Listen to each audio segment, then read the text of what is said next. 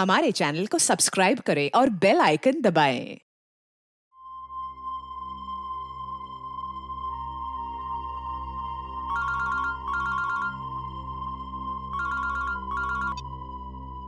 Hello. मैं बोल रहा हूँ, काम हुआ क्या? मैंने तुमसे कहा था ना कि कल 10 बजे तक तुम्हारा काम हो जाएगा। और मेरी पेमेंट कहाँ है? पेमेंट मिल जाएगा तुम्हें। कितनी बार कहा मैंने तुमसे कि मुझे आधे पैसे एडवांस चाहिए और बाकी का काम खत्म होने के बाद। काम करो, पैसा तुम्हें मिल जाएगा। वो रखो तुम।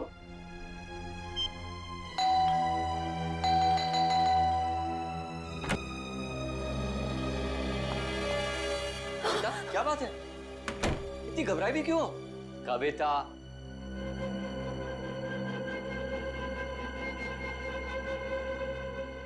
कविता। मैंने उसे वहां देखा था, नीचे नीचे खड़ा था वो। नीचे? कौन? सूरज। सूरज। तुमने अपनी दवाइयां ली? अमन, मैं बीमार नहीं हूँ। मैंने उसे नीचे देखा था।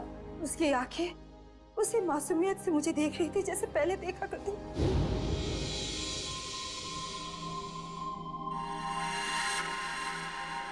सूरज, सूरज तुम वापस आ गए।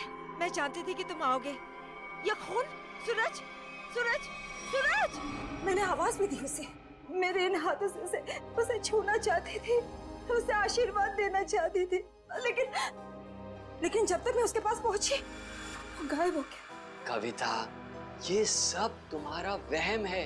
मैं जानती थी कि तुम यही कहोगे।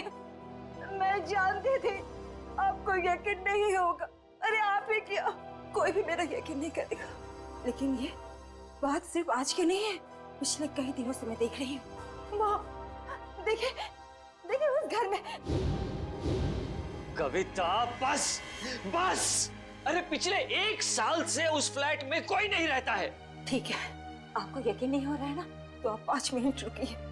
वो वहीं आएगा, उसी घर में जरूर आएगा, आपको जरूर दिखेगा वो। ओके, 5 मिनट ना? ठीक है, रुकते हैं 5 मिनट। देखो सूरज, कहाँ हो तुम?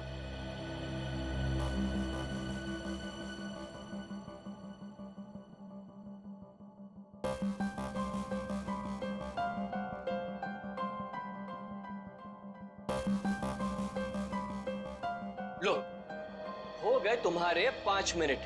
आया सूरज? आया नहीं ना? प्लीज 5 मिनट और रुकिए, वो जरूर आएगा। बस कविता, बस। अरे अगले आधे घंटे भी यहाँ खड़ी रहोगी ना, तब भी वहां सूरज नहीं आएगा। तुम्हारे पास ये सब फजूल की बातों के लिए फुर्सत है, मेरे पास नहीं।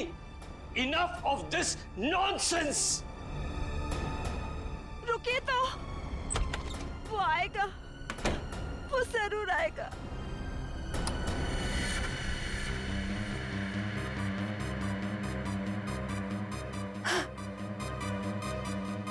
अमन, अमन जल्दी आइए। सूरज, वो देखिए सूरज।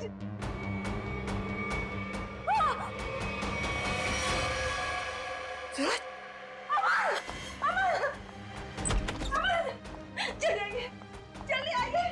अरे अमन, सूरज गिर गया। कविता, आइए जल्दी, आइए। वो छत से गिर गया है, मैंने अपनी आंखों से देखा है। चलिए जल्दी। कविता क्या कर रही हो? अरे सबके सामने तमाशा मत करो प्लीज। अरे हमें सूरज को बचाना है। सूरज, सूरज। क्या हुआ मैम साहब? आप इस तरह चिल्ला क्यों रही हैं? कहाँ है सूरज? सूरज कहाँ गया? कौन सूरज मैम साहब? इस विंग में तो इस नाम के कोई भी साहब नहीं रहते। अमन, अमन मेरा यकीन करिए, सूरज को मैंने ऊपर बालकनी से गिरते हुए देखा था। यहीं गिरा था वो। देखो, यहाँ तो कोई भी नहीं है कोई दिख रहा है? नहीं ना? कविता क्या कर रही हो तुम? मैम साहब, जरूर आपने कोई बुरा सपना देखा होगा मैम साहब। नहीं, ना ही मैंने कोई सपना देखा है और ना ही मेरा ये कोई वहम है। मैंने उसे अपनी आंखों से देखा है, समझे तुम? कविता, बस करो तुम। मैं अब और बर्दाश्त नहीं कर सकता। आज तुम्हारे इस वहम को मैं दूर कर ही देता हूँ। ये इसी मनुष्य फ्लैट से तुमने सूरज को कूदते हुए देखा था ना? यही है ना वो फ्लैट? मैं सच कह रही हूँ अमन, मैं सच कह रही हूँ। मैंने अपनी आंखों से देखा है उसे गिरते हुए।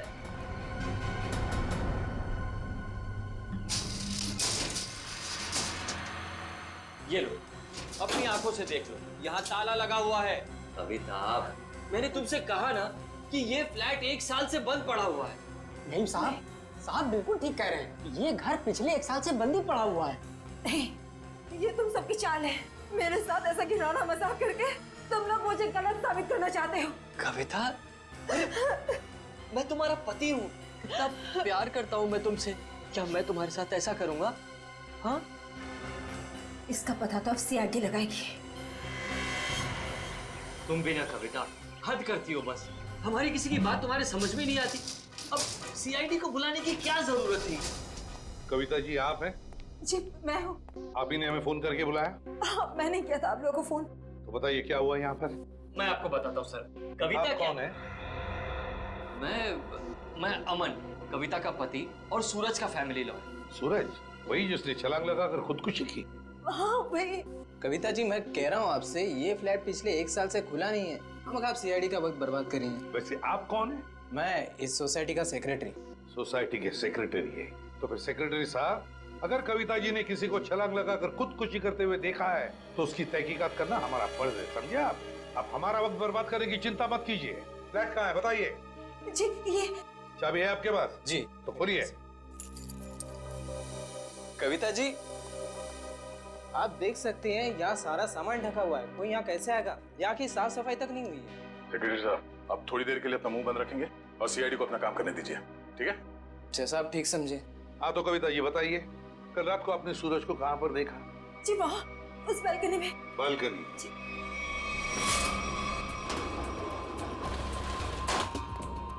आइए बताइए, सूरज को कहाँ देखा था आपने? यहाँ खड़ा था। यहाँ पर? हाँ जी। और सर ये सब कल की बात नहीं, पिछले कई दिनों से मैं उसे यहाँ ही देख रही हूँ। पर कविता जी ये हो कैसे सकता है? ये फ्लैट को बाहर से ताला लगा हुआ था और ये फ्लैट 6ठे माले पर है। भले ये फ्लैट 6ठे माले पर हो या 7वें माले पर, लेकिन यहाँ पर कोई तो आया था जरूर। कल रात को यहाँ पर कोई था, समझे? पर ये आप इतनी यकीन के साथ कैसे कह सकते हैं? ये मैं नहीं कह रहा हूँ, इस रेलिंग पर जो धूल जमी हुई है ना, ये हमें बता रही है। पर ये हो कैसे सकता है? कोई तो आया था यहाँ पे बालकनी में। ये बालकनी की रेलिंग पे ये मिट्टी देख रहे हो? यहाँ पे मिट्टी साफ है। ऐसा लगता है कोई यहाँ पे था जिसने इस रेलिंग के साथ छेड़छाड़ की। अब आप लोगों को मेरी बात पर यकीन हुआ ना सर? देखा अमन, मैं सच कह रही थी। एक मिनट। अगर किसी ने यहाँ से खुदकुशी की होती तो उसकी लाश कहाँ है? और इतने ऊपर से कूदने के बाद जमीन पर गिरते ही उसका सर फटा होगा, खून निकला होगा। जमीन पर ना उसकी लाश मिली, ना जमीन से खून के निशान। और तो और वॉचमैन तो कुछ देखता। अब हम देख लेंगे और पता भी लगा लेंगे। देख, नीचे चलते हैं।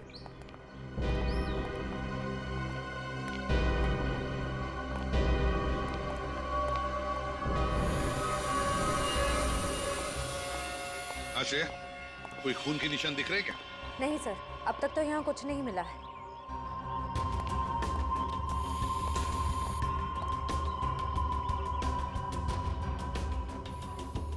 वॉचमैन, कल रात ड्यूटी पर थे ना तुम?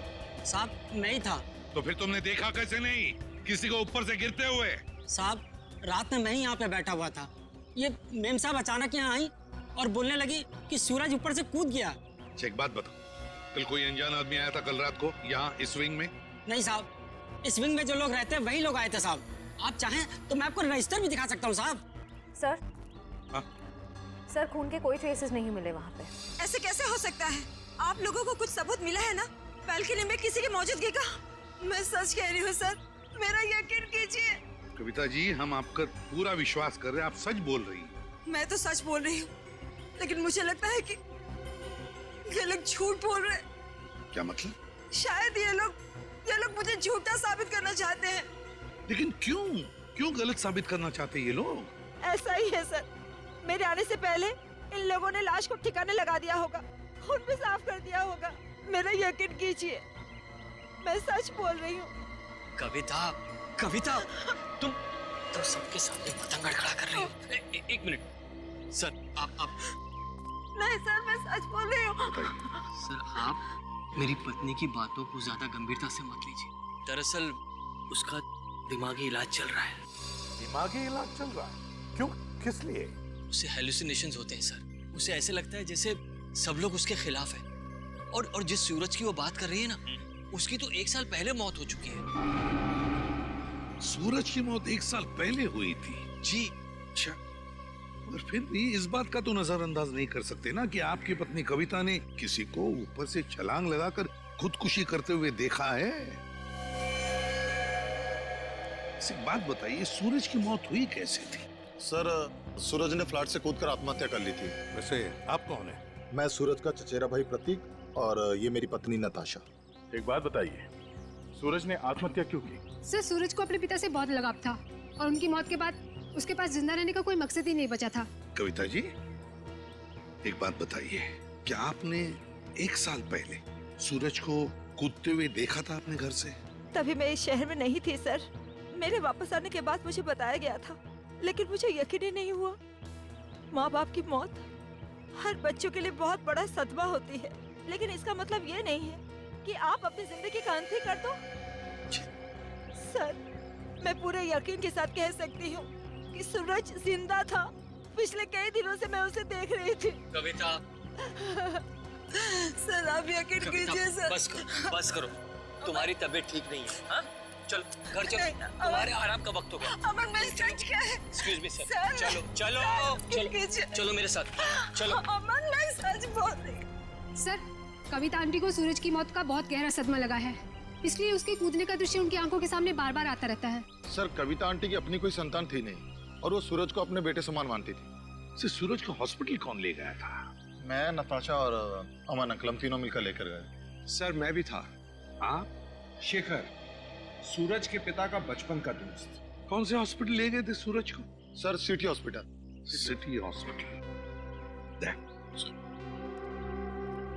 सूरज की मौत 1 साल पहले हुई है, तो पता लगाना पड़ेगा कि लोकल पुलिस स्टेशन का कौन सा ऑफिसर उस केस को देखता था, और फिर उससे लेकर सिटी हॉस्पिटल जाना पड़ेगा। 16 दिसंबर 2012 की रात थी जब सूरज को इस हॉस्पिटल में लाया गया था। काफी नाजुक हालत थी उसकी। कंधा टूट गया था उसका, सर पे भी गहरी चोट आई थी। लग नहीं रहा था कि वो बचेगा। लग नहीं रहा था? बिल्डिंग से कूद के उसकी मौत हो गई थी ना? मौत? नहीं सर, इस हॉस्पिटल के डॉक्टर इतने काबिल थे, उन्होंने उसको बचा लिया था। क्या सूरज जिंदा है? नहीं सर, वो मर चुका है। अरे अभी अभी तो तुम कह रहे थे कि डॉक्टरों ने उसे बचा लिया था। सर, वो बच गया था और उसके जीने की पूरी तमन्ना खत्म हो चुकी थी। हॉस्पिटल से ऑपरेशन के 3 दिन बाद ही वो हॉस्पिटल से भाग गया और फिर ओडाला के ब्रिज से जाकर उसने आत्महत्या कर ली। ओडाला ब्रिज? मतलब सूरज की मौत बिल्डिंग से कूदने से नहीं, ओडाला ब्रिज से कूदने से हुई है। मगर सर, सूरज के घर वालों ने हमसे झूठ क्यों कहा? उसका तो पता हम लोग लगा ही लेंगे। पहले जरा उस डॉक्टर से मिलते हैं जिसने सूरज की जान बचाई थी। सूरज का ऑपरेशन डॉक्टर रेणुका ने ही किया था। डॉक्टर रेणुका? जरा बुलाइए उन्हें। पर अब डॉक्टर रेणुका इस हॉस्पिटल में काम नहीं करती हैं। काम नहीं करती? क्या मतलब? सर, जिस दिन सूरज हॉस्पिटल से भाग गया था, उस दिन डॉक्टर रेणुका भी हॉस्पिटल में आखिरी बार ही दिखी थी। सर, हो सकता है डॉक्टर रेणुका ने ही मदद की हो सूरज की हॉस्पिटल से भागने में, क्योंकि इतनी गहरी चोट लगने के बाद कोई आदमी अकेले तो भाग नहीं सकता।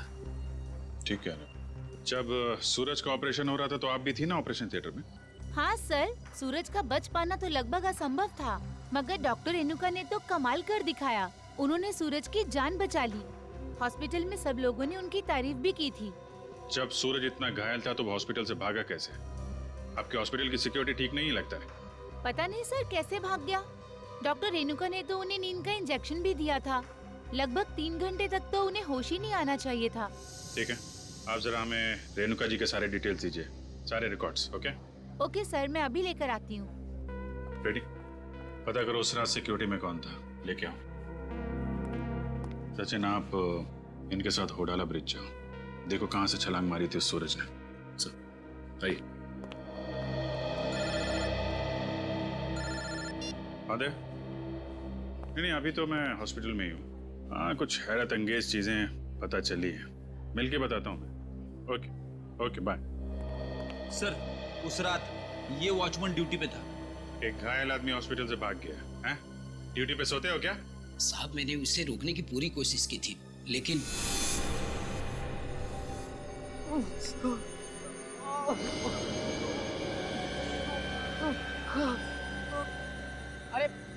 अरे साहब, आप कहाँ जा रहे हैं? अपने काम से काम रख। ऐसे मैं आपको नहीं जाने दे सकता साहब। मेरे बीच में हट जा, वरना फिर जान ले लूंगा। पर साहब, ये कहाँ से उठाया आपने?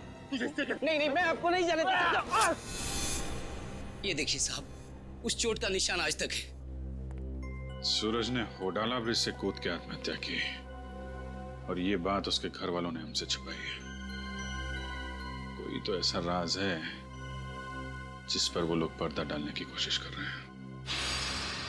क्या सूरज की मौत बिल्डिंग से कूदने से नहीं बल्कि होराला ब्रिज से छलांग लगाने से हुई थी? और इतनी बड़ी बात तुम लोगों ने मुझसे क्यों छुपाई? सिर्फ आप ही से नहीं कविता जी, इतनी बड़ी बात सीआईडी से भी छुपाई गई है। कानून से कोई बात तब छुपाई जाती है जब जुर्म के ऊपर पर्दा डालने की कोशिश की जा रही हो। हाँ? वो ये बात हमने कविता से इसलिए छुपाई थी, हम नहीं चाहते थे कि कविता सूरज के वापस लौटने की झूठी उम्मीद में जिए। जी हाँ सर, मौत बिल्डिंग से कूदकर हुई हो या फिर होडाला ब्रिज से छलांग लगाकर, सच तो ये है कि सूरज अब कभी भी लौटकर वापस हमारी जिंदगी में नहीं है। माना सूरज ने होडाला ब्रिज से नीचे छलांग लगाई मगर किसी को उसकी लाश मिली, है? तो आप लोग इतने यकीन के साथ कैसे कह सकते हैं कि सूरज मर चुका है? मैं जानती थी कि सूरज जिंदा है और वो वापस जरूर आएगा। हे भगवान, तेरा लाख लाख शुक्र है, वो वापस आएगा। इसीलिए हमने ये बात कविता से छुपाई, क्योंकि हम नहीं चाहते थे कि ये सूरज की वापसी की झूठी आस में बंधी रहे। अब आपने इसे सब कुछ सच सच बताकर इस बेचारे की बची कुची जिंदगी में भी जहर घोल दिया। तुम मेरे पति नहीं हो, दुश्मन है दुश्मन। तुमसे मेरी खुशी देखी नहीं जाती, मेरा सुख तुमसे बर्दाश्त नहीं होता। बोलो, क्यों छुपाया था मुझसे? हमें छोड़ेंगे। कविता जी संभालिए। छोड़िए छोड़िए।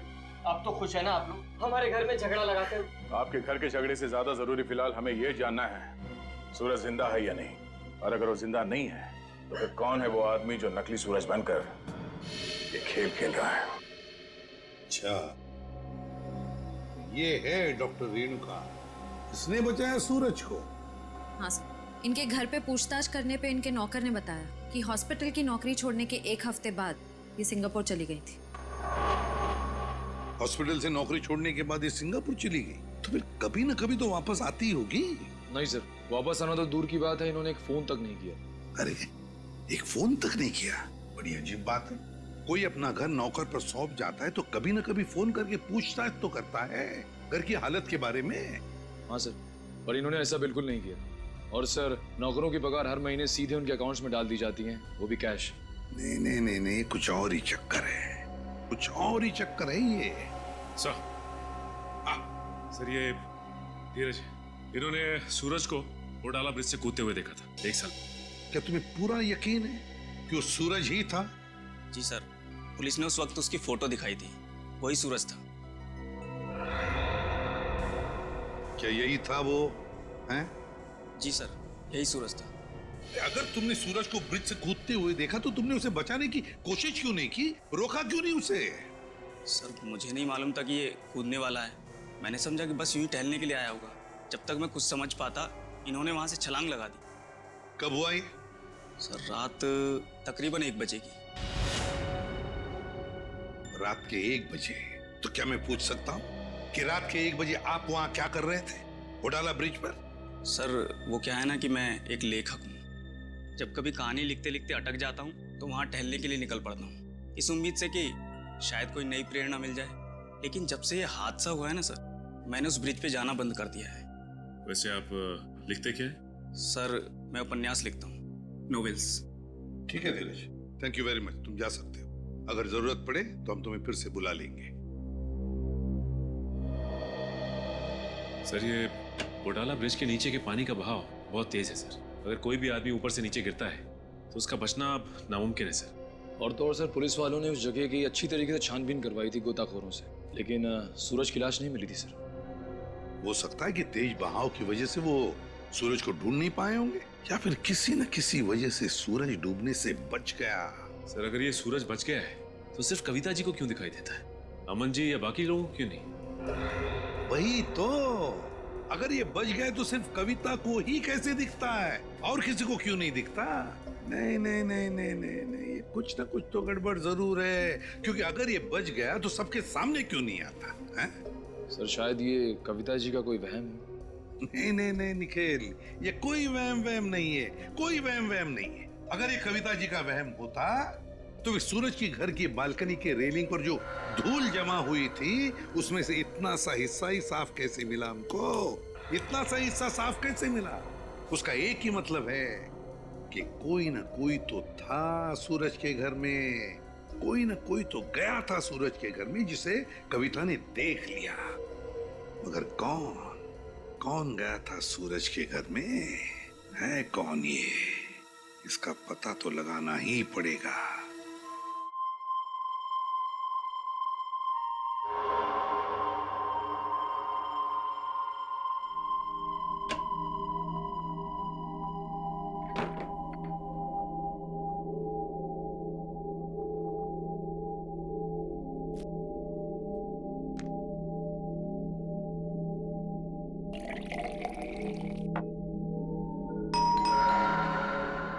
इस वक्त कौन हो सकता है?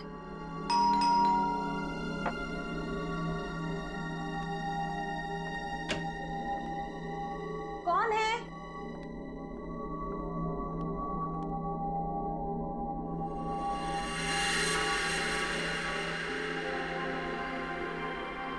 सूरज, सूरज, आज सबके मुंह पे ताला लग जाए। हाँ? सूरज, अब कहाँ चले गए? सूरज कहाँ? सूरज बंद करो ये मजाक, कहाँ हो तुम? सूरज आ जाओ अभी। सूरज, मेरी आंखें तरस गई है तुम्हें देखने के लिए। सूरज, सूरज कहाँ हो सूरज तुम? सूरज, सूरज। कविता आंटी, सूरज तुम ऊपर जा रहे हो ना? आप ठीक हो ना? मुझे तुम्हारे कदमों की आवाज आ रही है। सूरज रुक जाओ। आप ऊपर क्यों जा रही हो? सूरज रुक जाओ, रुक जाओ सूरज।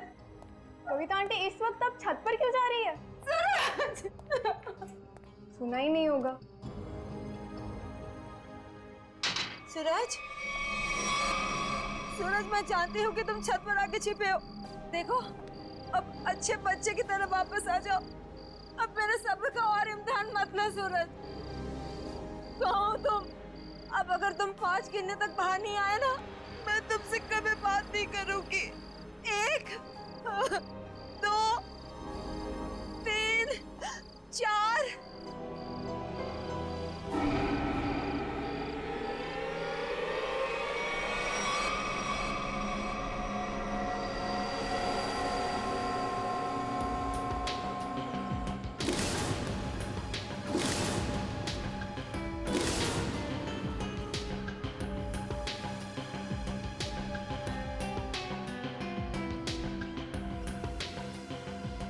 तुम इस विंग के वॉचमैन हो ना? जी साहब। कैसे हुआ ये सब? साहब, कल रात तकरीबन 2 बजे मुझे किसी की चीख सुनाई दी। देखा तो कविता मैम साहब लहूलुहान जमीन पर पड़ी हुई थी। सर, मैं सोच भी नहीं सकता था कि सूरज के गम में कविता आत्महत्या। पता नहीं आजकल के लोग इतना कमजोर क्यों हो गए। दुख बर्दाश्त करने की किसी में भी शक्ति नहीं रही। सर, सही है, देखिए।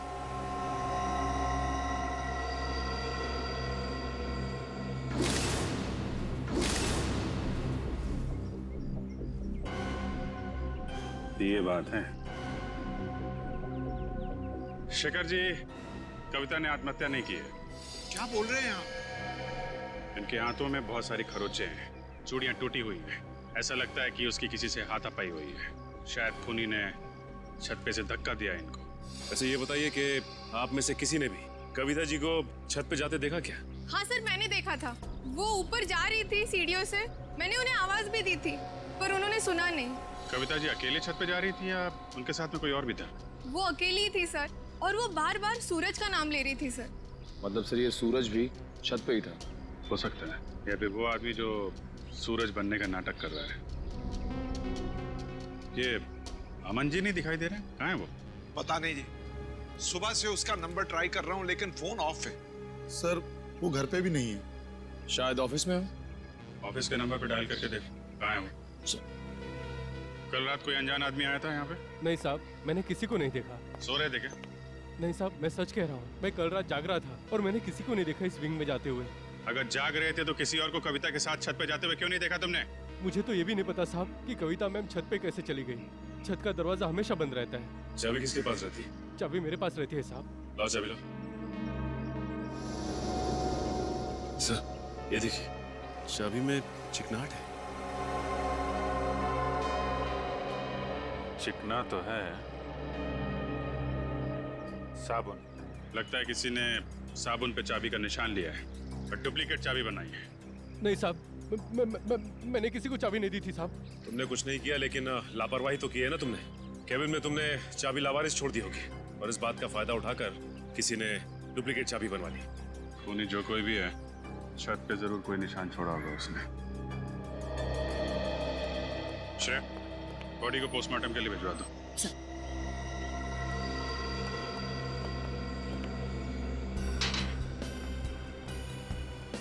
यहां से गिरी है।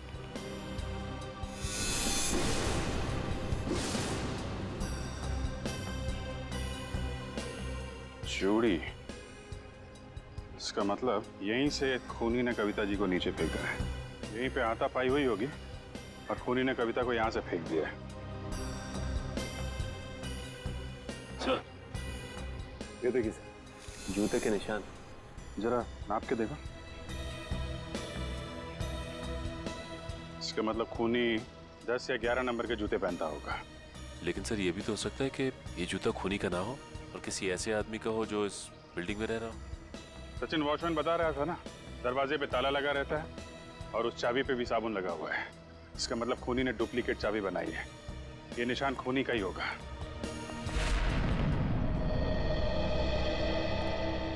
क्या पता चला ऑफिसर? सर, उनके ऑफिस ने बताया कि अमन जी कल दिल्ली जाने वाले थे कॉन्फ्रेंस के लिए, लेकिन वो दिल्ली पहुंचे ही नहीं। दिल्ली पहुंचे ही नहीं? हाँ सर, उनकी फ्लाइट की टिकट ही बुक थी, लेकिन वो मुंबई एयरपोर्ट तक ही नहीं पहुंचे। सर, कहीं ऐसा तो नहीं कि अमन जी ने ही कविता जी को? कैसी बात कर रही हैं आप?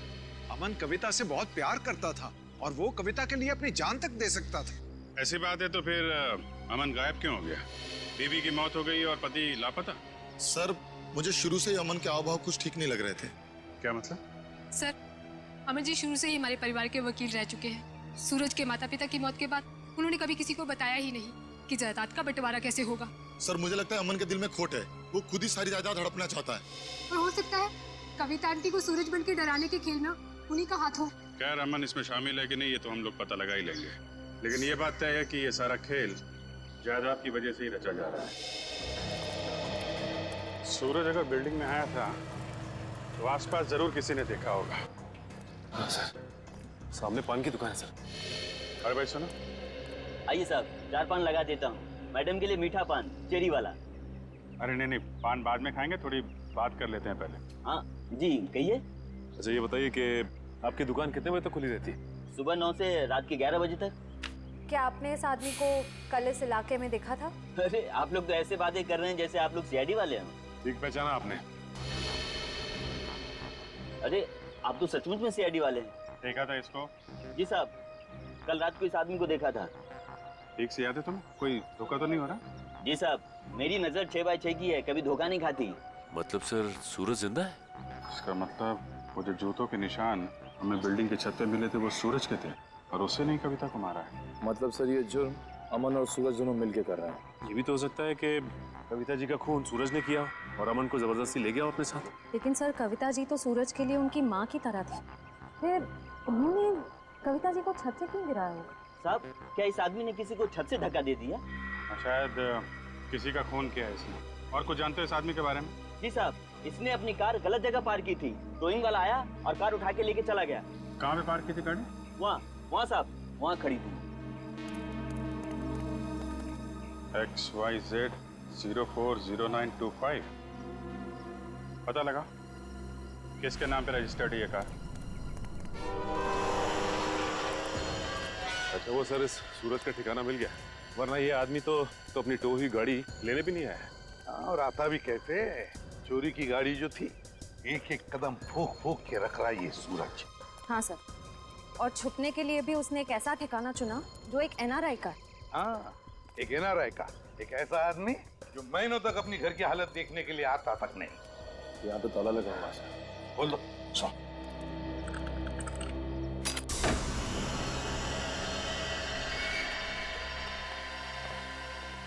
इस कमरे में से तो बहुत बुरी तरह से बदबू आ रही है। ऐसा लगता है जैसे कोई लाश है। कोई लाश ही सड़ी है इस घर में। ढूंढो, देखो कहां पर है वो लाश।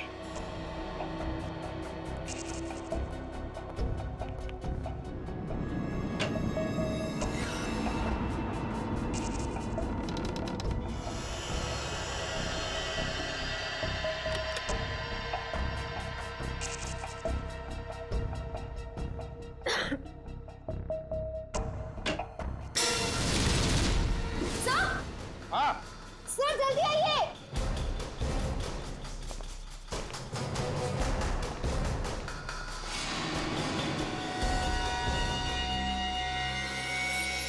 ये तो रेणु का है। यही है ना वो डॉक्टर जिसने सूरज पर इलाज किया था? हाँ सर, ये रेणु का ही है। लेकिन सर इसके नौकर ने तो बताया था कि रेणुका सिंगापुर गई। जरूर रेणुका ने झूठ कहा था अपने नौकर को कि वो सिंगापुर जा रही है। सर ये देखिए, गले पे निशान। ऐसा लगता है किसी तार से गला घोंट के मारा गया है। बिल्कुल पतला सा था, और जिस तरह से बदबू आ रही है, जिस तरह से ये लाश सड़ी है, लगता है 2-3 दिन तो हुए हैं इस खून को। सर ये देखिए, उसके हाथ पे भी निशान है। वो इधर भी। मगर सर ये निशान इस चीज का हो सकता है। ये निशान लगता है किसी रस्सी वस्सी से होते हैं ना निशान, खींचते वक्त वैसे लगते हैं ये निशान। ढूंढो जरा इस कमरे में, जो भी चीज है, जिस चीज से ये निशान बना है, यही कहीं मिलना चाहिए।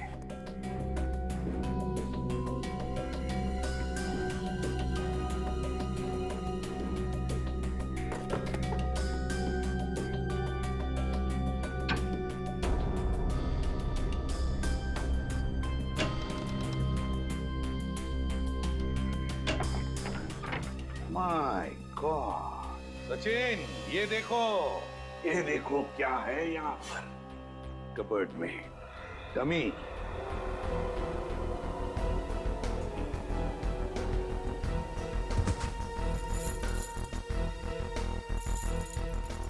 कैरबिनेर और रस्सी भी। सचिन, लगता है रेणुका के हाथ पर जो निशान है ना, शायद इस रस्सी की वजह से ही है, खींचते हुए। ये देखो ऐसे। हाँ सर, लेकिन सर ये सारी की सारी चीजें इस घर में क्या कर रही हैं?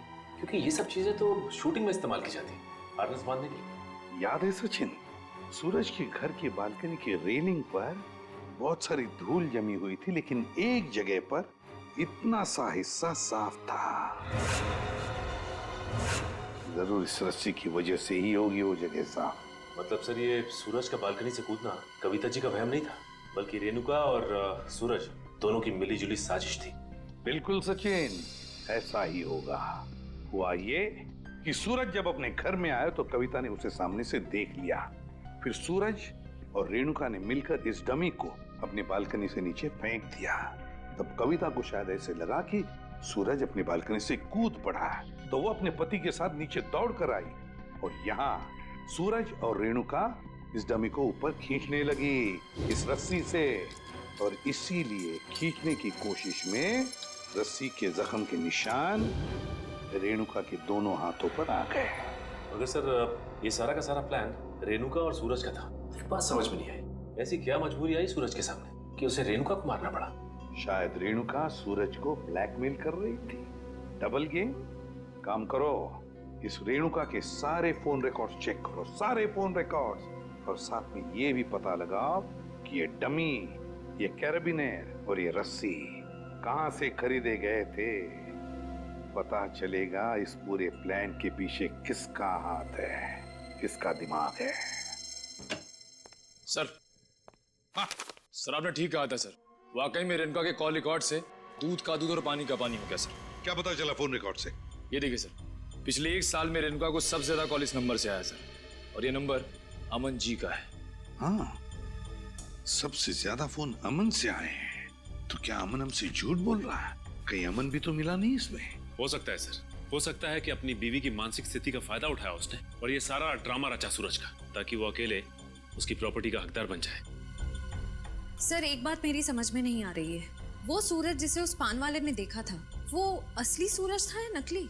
वो असली भी हो सकता है श्रेया, भले ही सूरज ने होडाला ब्रिज से छलांग लगाई, मगर उसकी लाश कहाँ मिली है किसी को? अब तक किसी को भी उसकी लाश नहीं मिली है। लेकिन सर सूरज को तो काफी लगाव था कविता जी से, तो वो ऐसी हरकत क्यों करेगा? कहीं ऐसा तो नहीं कि ये सूरज नकली है? आद्या, क्या ग्रेट वर्क सचिन। पता चल गया उस दुकान का जहां से वो डमी खरीदा गया था। अब पता चलेगा कि असली सूरज कौन था और नकली सूरज कौन। सर हीरोइन की वीक्स तो मैं आपको 20 तरह की भिजवा सकता हूँ सर। आप सुनिए तो सर, पर आपकी एक्ट्रेस इतनी सनकी है, उसे एक भी वीक पसंद नहीं आता सर। हाँ ठीक है, भिजवा तो दूंगा, पर हाँ हर वीक का 1500 रुपया लगेगा डिपॉजिट के तौर पर। मंजूर है? Okay sir. क्या भाई साहब, मेरे लायक भी कोई विग है क्या? हाँ, क्यों नहीं सर, एक मिनट। हाँ सर, आपकी पर्सनैलिटी को देख के ये विग जचेगा सर।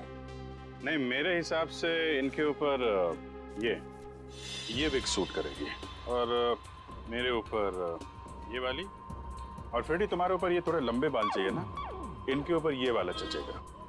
सर ये कैसा मजाक है? मजाक नहीं, हम लोग सीआईडी से हैं। सीआईडी? जी हाँ। कौन आया था इनमें से आपके पास? नहीं सर, कोई नहीं आया था सर। ध्यान से देखो, हो सकता है इनमें से कोई आदमी ये डमी लेने आया हो।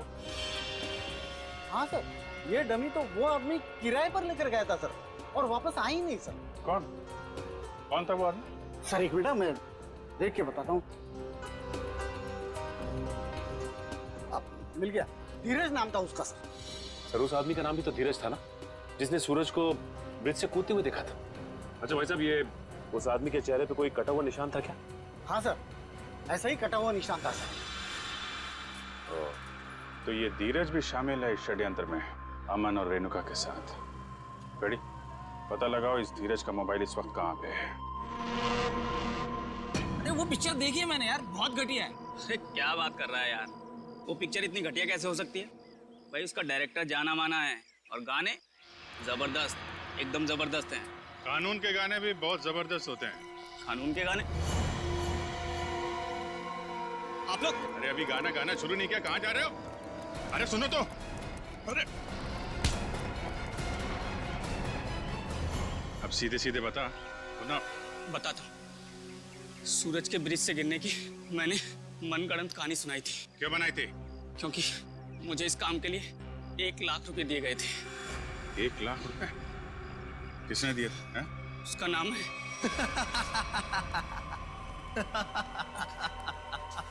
क्यों किया तुमने कविता के साथ ये सब? और मुझे यहाँ इस तरह बांध कर तुम्हें क्या मिलेगा? सुकून, ढेर सारा सुकून। ठीक उसी तरह जिस तरह मौत की दुनिया से निकलकर जिंदा लोगों की दुनिया में आकर मिलता है, वो सुकून। बकवास बंद करो। ना तुम कभी मरे थे और ना ही तुम सूरज हो। बहरूपिये हो तुम, बहरूपिये। अरे बाप रे, तुम्हें तो सब पता है। क्या है ना कि इतनी बातें जानना तुम्हारी सेहत के लिए ठीक नहीं है, तो मैं सोच रहा हूं कि तुम्हारी सारी तकलीफें मैं दूर कर ही देता हूं। ये क्या कर रहे हो तुम? रुक जाओ जतिन, इसकी टिकट काटने से पहले इसे देख लेने दो कि ये सारा खेल किसका रचा हुआ है। तुम?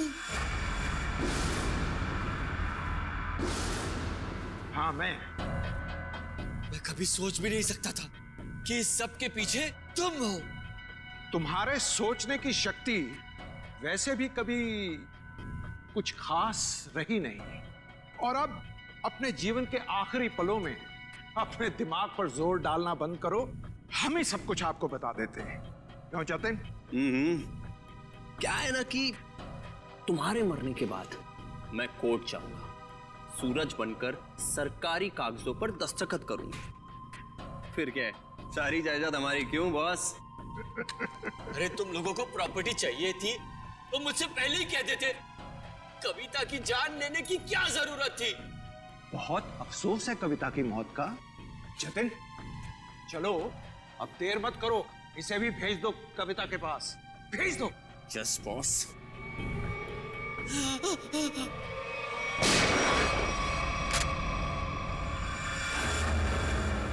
कुछ सुन लिया हम लोगों ने। अगर बाकी मुजरिम भी आप लोगों की तरह अपना जुर्म अपने आप कबूल कर लें तो सीआईडी का काम काफी आसान हो जाएगा। क्यों शेखर जी, आपका क्या कहना है? अरे रे रे रे रे, इतने भयानक मुजरिम को इतने आसानी से नहीं भागने देंगे हम लोग। क्यों किया ये सब? हाँ? सूरज को उसके पिता से बहुत लगाव था और उसकी मौत के बाद उसके जीवन में कोई रुचि नहीं रह गई थी। उसके दिमाग में आत्महत्या करने के ख्याल पनपने लगे। इसलिए तुमने सोचा कि सूरज को तो प्रॉपर्टी में कोई इंटरेस्ट है नहीं, तो क्यों ना बहती गंगा में हाथ धो लिया जाए, उसकी प्रॉपर्टी हथिया ली जाए। हाँ, इसलिए जब पहली बार सूरज ने बिल्डिंग से कूदकर आत्महत्या करने की कोशिश की तो तुरंत मैं उसे हॉस्पिटल लेकर गया ताकि किसी तरह से भी उसकी जान बच जाए और वो अपनी सारी दौलत मेरे नाम कर दे। और जैसे ही रेणुका को पता चला कि करोड़ों रुपए तुम्हारे हाथ लग गए तो उसने अपना हिस्सा मांगना शुरू कर दिया तुमसे। हाँ, लेकिन गड़बड़ तब हुई जब वो दोबारा हॉस्पिटल से भाग गया। मैंने और रेणुका ने बहुत ढूंढा उसे और तब हमने देखा कि सूरज, सूरज नहीं, सूरज मेरा पीछा मत करो, मेरे पीछे मत आओ, मेरा मर जाना है, ठीक है? नहीं, मुझे दोबारा बचाने की कोशिश मत करो। नहीं सूरज, ऐसा बर्ताव मत करो। किसी एक आदमी के चले जाने से जिंदगी खत्म नहीं हो जाती। वो मेरे पापा थे। पापा, तुम लोग क्या समझोगे मेरे पापा के बारे में? नहीं सूरज, नहीं नहीं नहीं, मुझे छोड़ दो। मुझे अगर तुम दोनों में से किसी ने भी कूदने से रोका तो मैं अपनी जान ले लूंगा, मैं अपनी जान ले लूंगा, मैं अपना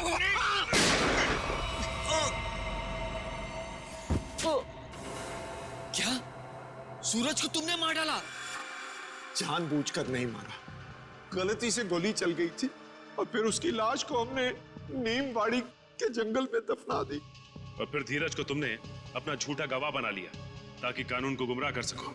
हाँ, और जब हमें जतिन मिला जो सूरज का हम शक्ल था तो मुझे ऐसा लगा कि शायद कुदरत यही चाहती है कि मैं करोड़ों का मालिक बनूं, वरना ऐसा संयोग क्यों होता?